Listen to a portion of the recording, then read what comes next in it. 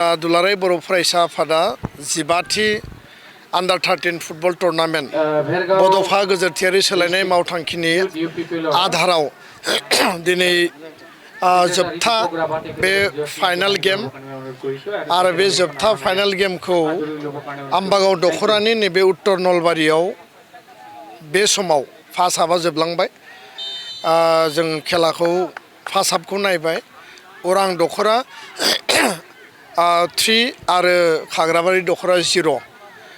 दा जोंनि जि अबजेक्टिभ जे जोंनि जाखांफुनाय उन्दै जायफोर फरायसा फरायसुलि यां टेलेन्ट जायफोर दङ आन्डार 13 बयस एन्ड आन्डार 13 गार्लस मोननैबो केटेगरियाव बिथांमोननि केरियार दानाय बिथांमोननि स्पर्टिं स्किल आरो जिखिनि बिथांमोननि जि माने एक्सेलेन्स बे गासैखौबो बिथिंखौ इमप्रुभ खालामनानै समाजाव हारियाव जोङो फुटबलनि फारसे गेलेनायनि फारसे मोनसे जावरिखांनाय लाबोनायनि मोनसे थांखि आरो बे थांखिजों केरियारबो दागोन बे हारियाव गेरेमसा माहारि दानायनि जि मोनसे अबजेक्टिभ बेखौबो लांगोन। खारन सोलोंथाइ रांखान्थि समाज जौगानाय आरो बायदि बिथिंजों लोगोसे जोङो गेलेनायखौबो वान अफ द मेजर अबजेक्टिभ हिसाबै लादों।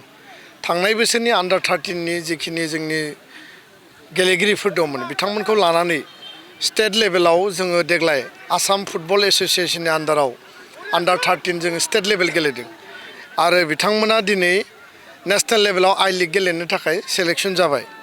दा बेखायनो दुलाराय बर' फरायसा आफादा जि खामानिखौ मावो सिरियासलि मावो, जि खामानिखौ मावो जोबोद गोसो होथाबनानै मावो आरो बेयाव जाफुंसारनायबो जों मोननो हादों। दा बेखाय उदालगुरि जिल्ला एबसुआ 15थि खुंदों। गुबुन जिल्लायाबो दा आन्डार 13नि माने बे फुटबल कम्पिटिसन टुर्नामेन्टखौ खुंगासिनो दङ। मिजिंथिदों जे जोंनि जायफोर स्पिरिट गोनां यां जायफोर स्टुडेन्टफोर बिथांमोना फरायनाय आरो गेलेनायाव कनसेन्ट्रेसन होगोन।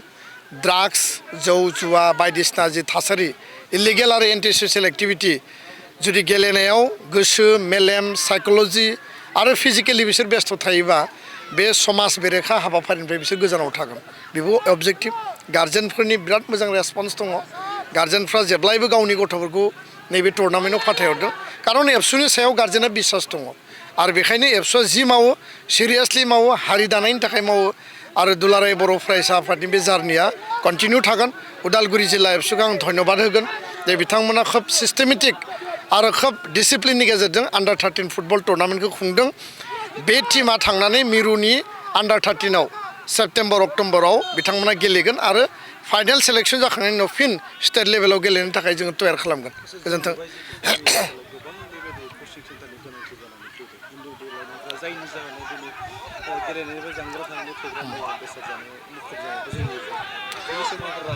जोंनो गोबां स्पर्ट्स एकाडेमि नांगौ डिस्ट्रिक्ट लेभेलाव बा बड'लेण्डआवनो जा आसामनि बर' मैखोम ओनसोलावनो जा। दा बेखायनो बड'लेण्ड स्पर्ट्स एकाडेमि गायसननो थाखाय जि बिटिआर गोरोबथानि बर' गोरोबथानि जि पेकेज दङमोन बे क्ल'जआव लिरनाय बायदियै बिनि गासै प्रक्रिया सोलिगासिनो दङ। जोङो 1-2 बोसोरनि गेजेराव बेबायदि मोनसे एकाडेमिनि इनफ्रास्ट्राक्चार जों मोननो हागोन मिजिंथिदों।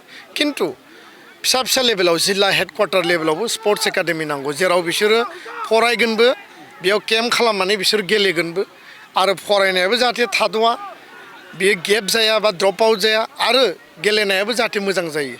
दा एन्टायार बड'लेण्डआव बा आसामाव बर' मैखोम ओनसोलाव गेलेनायनि मोनसे बिराद मोजां एनभायरनमेन्ट आरो बर'फोरा जि लेभेलाव गेलेयो गुबुन हारिया बेखौ गेलेनो हाया। बेखायनो बर' हारिखौ जेब्लाबो गुबुना फल' खालायो आरो गुबुना जेब्लाबो माने आदर्श हिसाबै लायो। गोजोन्थों। आन्डार 13 गेलेनानै गोजौ थाखोआव थांनानै बिथांमोनखौ बरायदों सानो बिथांमोना मा लेभेलाव थांगोन आरो बियो जोंनि दा गेलेफुबाय थानाय आरो जायफोरा गेलेगोन बिसोरनि थाखाय बिराद गिदिर मोनसे माने मडेल आरो मोनसे एनकारेजिं मोनसे माने आइकन होननानै बुंनांगोन जे जायफोरा स्टेट लेभेलाव गेलेबाय आरो बिसोरो दा स्टेटनिफ्राय नेसनेल लेभेलाव आई लीग गेलेगोन।